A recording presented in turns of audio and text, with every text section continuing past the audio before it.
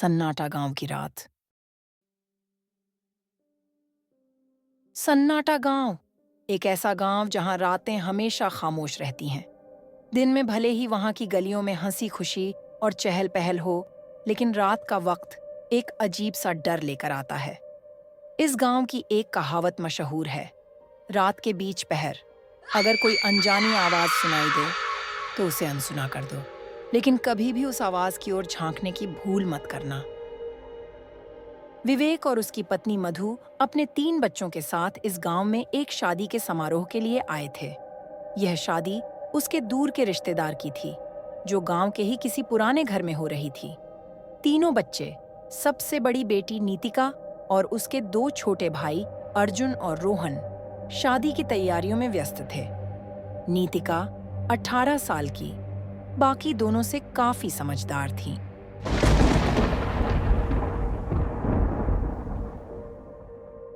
शाम ढलते ही शादी की रस्में शुरू हो चुकी थीं। ढोल, नगाड़े, संगीत सब कुछ चल रहा था। लेकिन रात जैसे जैसे गहरी हो रही थी, गांव का सन्नाटा भी बढ़ता जा रहा था। 2 बजे का वक्त था, जब मंडप में सब व्यस्त थे। तभी नीतिका को लगा कि उसे थोड़ी ताजी हवा की जरूरत है। वह बाहर निकली। हवाओं में हल्की ठंडक थी और चारों तरफ सन्नाटा पसरा हुआ था। उस वक्त सब कुछ सामान्य लग रहा था, लेकिन तभी उसने कुछ सुना।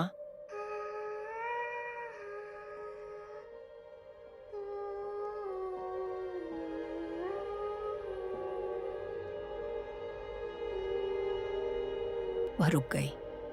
दूर से कोई हल्की सी आवाज आ रही थी जो बिल्कुल सामान्य नहीं थी, जैसे कोई सरसराहट हो रही हो, पर यह कोई हवा का शोर नहीं था। नीतिका ने इस बात को नजरअंदाज करने की कोशिश की, लेकिन दिल में एक अजीब सा खौफ उतरने लगा। उसे उस कहावत का ध्यान आया, अगर कोई अनजानी आवाज सुनाई दे तो उसे अनसुना कर दो। लेकिन इंसानी जिज्ञासा, वह कभी शांत नहीं होती। नीतिका ने उस आवाज की दिशा में देखने की कोशिश की। सामने कुछ नहीं था। अंधेरे में सिर्फ गांव के पुराने पेड़ और खाली मकान थे। लेकिन वह आवाज बढ़ती जा रही थी। वह आवाज अब एक गीत जैसी लगने लगी थी, पर उसमें कुछ भयावह था, जैसे कोई उसे पुकार रहा हो, उसे झांकने के लिए मजबूर कर रहा हो। नीतिका के कदम अपने आप उस दिशा में बढ़ने लगे।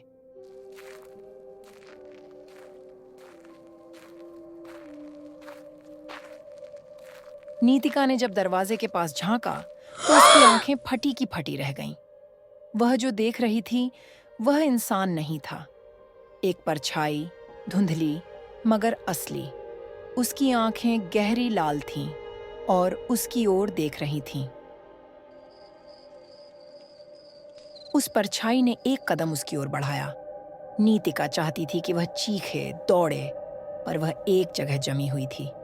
उसकी सांसें तेज हो गईं, दिल जैसे रुका जा रहा था। और तभी परछाई ने एक अजीब सी हंसी हंसी।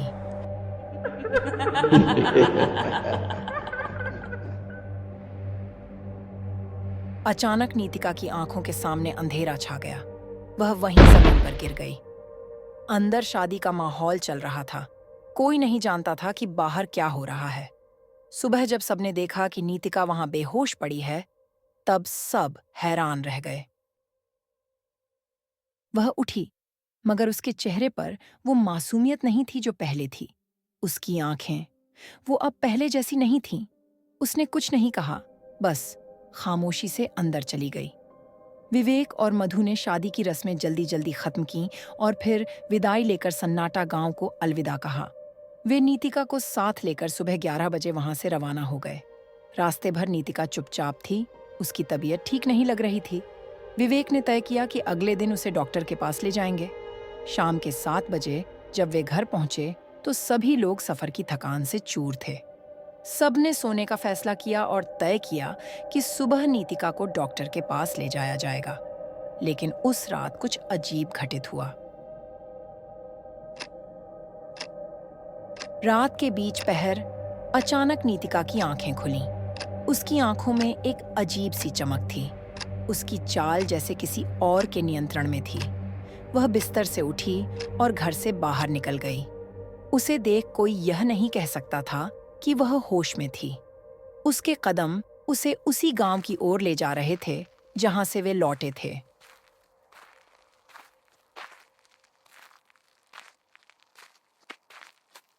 सुबह जब परिवार के सदस्य जागे तो उन्होंने देखा कि नीतिका गायब थी। घबराहट में विवेक तुरंत पुलिस स्टेशन गए और नीतिका के लापता होने की रिपोर्ट दर्ज करवाई। पुलिस ने तुरंत खोज शुरू की। कई जगह नीतिका की तस्वीरें भेजी गईं और आसपास के सभी पुलिस स्टेशन को भी इस बारे में सूचित किया गया। हर ओर नीतिका को ढूंढने की कोशिशें जारी थीं।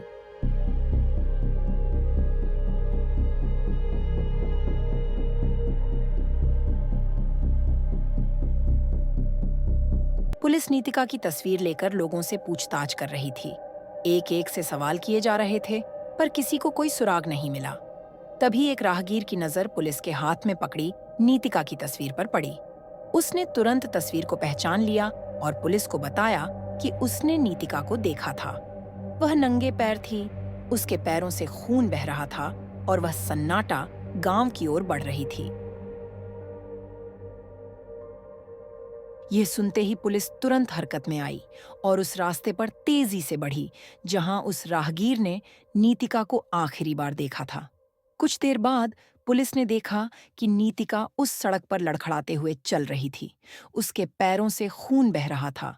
उसके शरीर में जैसे कोई ऊर्जा बाकी नहीं थी। अगर थोड़ी और देर हो जाती तो नीतिका उस गांव तक पहुंच जाती जहां से वह वापस लाई गई थी, लेकिन पुलिस ने समय रहते उसे बचा लिया।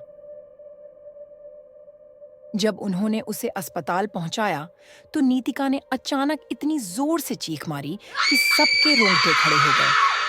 उसकी चीख में इतना दर्द और डर था कि किसी के दिल में एक अजीब सा खौफ बैठ गया। हालांकि परिवार ने नीतिका को वापस पा लिया, लेकिन वह अब पहले जैसी नहीं रही। उसकी आंखों में अब भी वही डरावनी चमक थी। उसकी बातें अब पहले जैसी मासूमियत से भरी नहीं थीं। वह अब हर वक्त खामोश रहती, जैसे कुछ सोच रही हो। कोई नहीं जानता कि अगर नीतिका उस गांव पहुंच जाती तो क्या होता। और कहते हैं, अगर तुम भी कभी इस गांव में आओ और रात के बीच पहर कोई आवाज सुनो तो उसे अनसुना कर देना, लेकिन कभी उस ओर झांकने की गलती मत करना, नहीं तो परिणाम बहुत खतरनाक हो सकते हैं। यह कहानी पसंद आई हो तो कृपया लाइक और सब्सक्राइब जरूर करें। हमारी नई वीडियोस और अपडेट्स के लिए बेल आइकन दबाना ना भूलें। आपके सुझाव और सवाल हमें कमेंट सेक्शन में जरूर बताएं। हमें आपकी फीडबैक का इंतजार रहेगा।